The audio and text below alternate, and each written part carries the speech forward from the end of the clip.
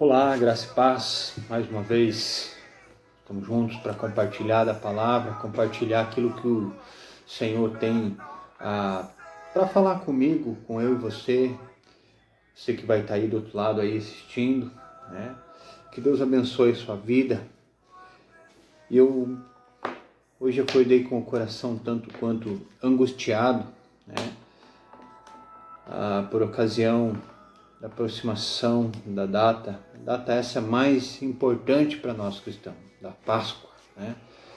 Eu comecei a refletir um pouquinho e olhar para aquilo que talvez Jesus estivesse sentindo minutos, horas antes da crucificação, horas antes de ser crucificado por mim e por você. E eu me peguei lendo então Mateus 26, 36, que diz assim: Então chegou Jesus com eles a um lugar chamado Getsêmani e disse a seus discípulos: Assentai-vos aqui enquanto vou além orar. Quando li isso aqui, não tem como não olhar para trás. Não tem como não lembrar da última ceia, em que ele já sabia tudo que estava por acontecer. E ali então ele começa a dizer, revelar para os seus aquilo que ia acontecer com ele dali poucas horas, poucos instantes. Jesus talvez ali já estivesse com o coração apertado, talvez Jesus ali já estivesse com uma angústia tão grande, mas ele manteve a calma, a paz, a serenidade. Ali na mesa com ele estava Judas, aquele que o traíra, aquele que o vendera para os sacerdotes. Mas ele não negou a sua aliança, ele não negou o pão do cálice para Judas também. Jesus é esse que nos ama incondicionalmente, mesmo sabendo que a gente vai errar, que a gente vai pecar, mesmo ele estando em agonia, mesmo ele estando à beira do ápice do sofrimento. Pensa comigo, se imagina se você soubesse que você ia passar 20% daquilo que Jesus passou na cruz. Qual seria a sua reação? Como você estaria nesse momento? Sabendo todas as dores, todas as humilhações, todas as acusações injustas. Como você estaria agora? Jesus se manteve calmo. Jesus, com a sua capacidade dada por Deus, consegue se manter fiel, consegue se manter pleno. Jesus preparou os seus discípulos o tempo todo, orou com eles, ensinou, dedicou tempo com eles a sós, orando, ensinando, mostrando as coisas do reino, falando as coisas do reino. E quando a gente prossegue lendo esse texto, 26, Mateus 26, agora o 37, e levando consigo Pedro e os 2 filhos de Zebedeu, começou-se a entristecer-se e a angustiar-se muito. Esses dias eu vi a seguinte frase: talvez um dia você brincou com seus amigos pela última vez e nem sabia. Quantas foram as últimas vezes que a gente viu pessoas queridas, pais, mães, irmãos, amigos, você nem sabia? Quantas foram as vezes que você se despediu sem saber que era a última despedida? Cristo sabia. que era o último momento antes da crucificação. Era o último momento que ele estava tendo com os 3 que eram mais próximos antes da crucificação. Isso entristeceu muito o Senhor. Isso o abateu muito. Isso o levou à tristeza extrema.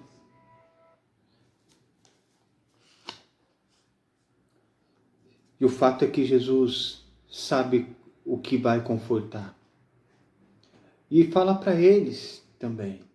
Então ele disse: a minha alma está cheia de tristeza até a morte. Ficai e vigiai comigo.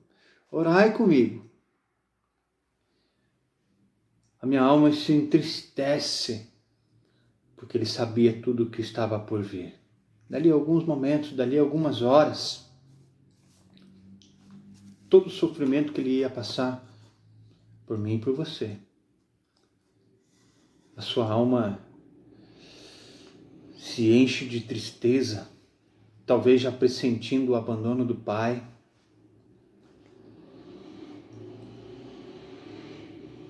Ele sai um pouquinho para frente. A Bíblia diz que é um tiro de pedra. Se ajoelha, se prostra com o rosto em terra e começa a orar. Começa a clamar ao Senhor, dizendo: Pai, se possível, afasta de mim esse cálice, porém, todavia, olha só, não seja como eu quero, mas como tu queres.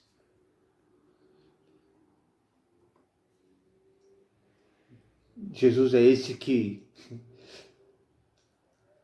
apesar de saber todo o sofrimento que ele ia passar, seja feita a sua vontade e não a minha. Talvez se eu e você soubéssemos que ia ser o último encontro, a última vez com os nossos amigos, com os nossos pais, talvez a gente estivesse clamando diferente. Não permite, Senhor. Não deixa que ela vá, não deixa que ele vá. Oh Deus, fica comigo. Faz a minha vontade, Senhor. Jesus é esse que nos mostra a verdadeira oração. Como a própria palavra diz, fazeis conhecida diante de Deus todas as suas petições. Jesus aqui faz a sua petição conhecida diante de Deus. Porém, que seja feita a tua vontade e não a minha. Jesus, por uma hora, fica ali clamando ao Senhor, buscando a intimidade. Como homem, aqui se esvazia de toda a sua divindade. E busca ao Pai como homem, como eu e você. Ele olha para os discípulos, volta para os discípulos e ali estão dormindo. Não tem a capacidade de orar, porque não sabiam o que estava por vir.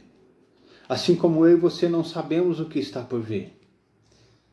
Assim como eu e você não sabemos o dia do amanhã. Temos sim uma fé e uma esperança de dias melhores.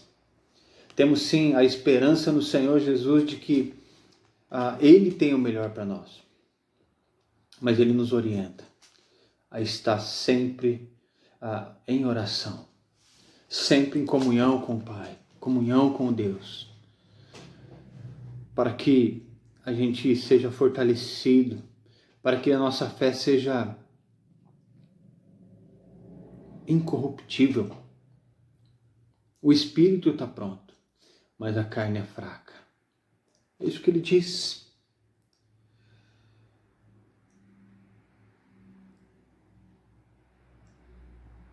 Versículo 41 diz assim: vigiai e orai,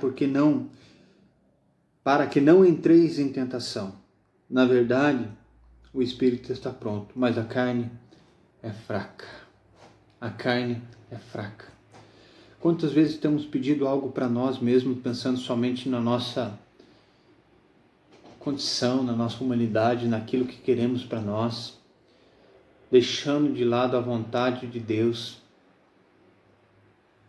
deixando de lado aquilo que Deus tem para nós. E Deus sempre tem o melhor para nós. Somos filhos, fomos feitos através de Cristo, filhos de Deus. Um pai jamais vai querer algo ruim para seu filho. Nós que somos humanos, jamais queremos que os nossos filhos passem por dificuldade, por necessidade, por coisas ruins. Quem dera o Deus, o próprio amor, Ele sempre tem o melhor para mim e para você. Jesus vai orar de novo. Quando Ele volta, os discípulos estão mais uma vez dormindo. Qual é a nossa capacidade de buscar a Deus? Por isso, no meu entendimento, posso estar errado, é por isso que buscamos a Deus quando realmente precisamos, ou porque quando realmente estamos passando por necessidade, dificuldades, porque conseguimos imaginar a nossa dor que vamos passar. Ou quando estamos passando por problemas, vemos o quão necessário é estar firmados em Deus. Cristo aqui sabia bem da sua necessidade. E nós sabemos da necessidade do nosso próximo, daqueles que nos cercam. Estamos passando por grandes dias, grande tribulação nesses dias. Há um vírus mortal correndo por aí, passando de pessoa para pessoa. Alguns deles vão pegar e não vão conseguir se livrar dele. Esse vírus vai levar à morte. Como grandes especialistas já disseram, muitos vão pegar e nem vão saber. Qual é a nossa função então? Orar, buscar o Senhor em oração, colocar as nossas vidas diante dele.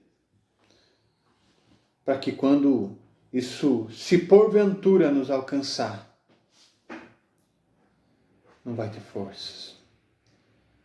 Se porventura algo ruim vier nos acontecer, porque Deus tem algo maior para mim e para você.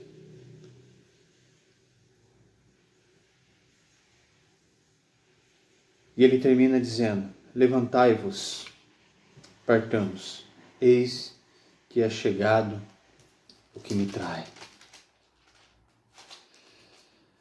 Judas então está vindo com aqueles soldados, com aqueles a quem ele vendeu, a quem ele entregou o Senhor. E é chegada a hora de Cristo. Para mim e para a tua redenção. Foi preciso que alguém santo, sem rugas, sem máculas, se entregasse para que eu e você alcançasse a salvação. Considere a santidade de Cristo,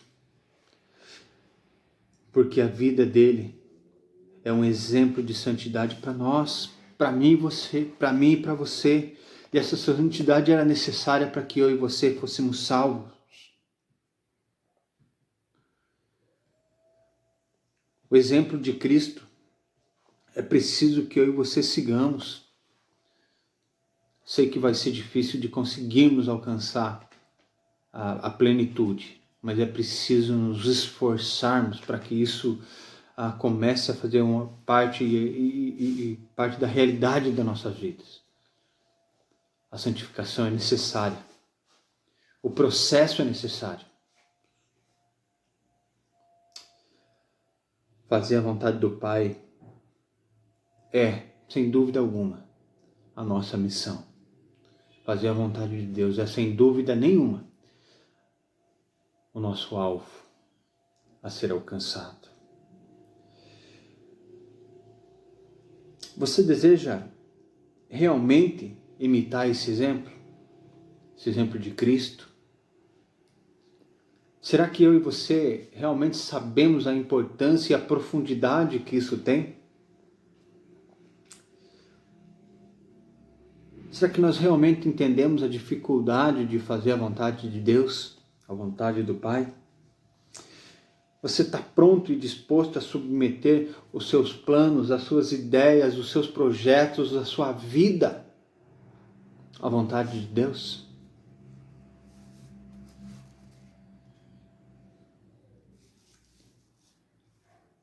Eu sei o quanto isso pode custar. Ou melhor, eu não imagino o quanto isso pode custar para você. Talvez isso vai lhe custar amizades. Talvez isso vai lhe custar renúncia de prazeres.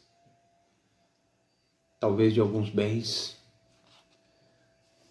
Talvez afastamento daquelas pessoas queridas, mas que não tem nada a ver com a vontade de Deus para a sua vida.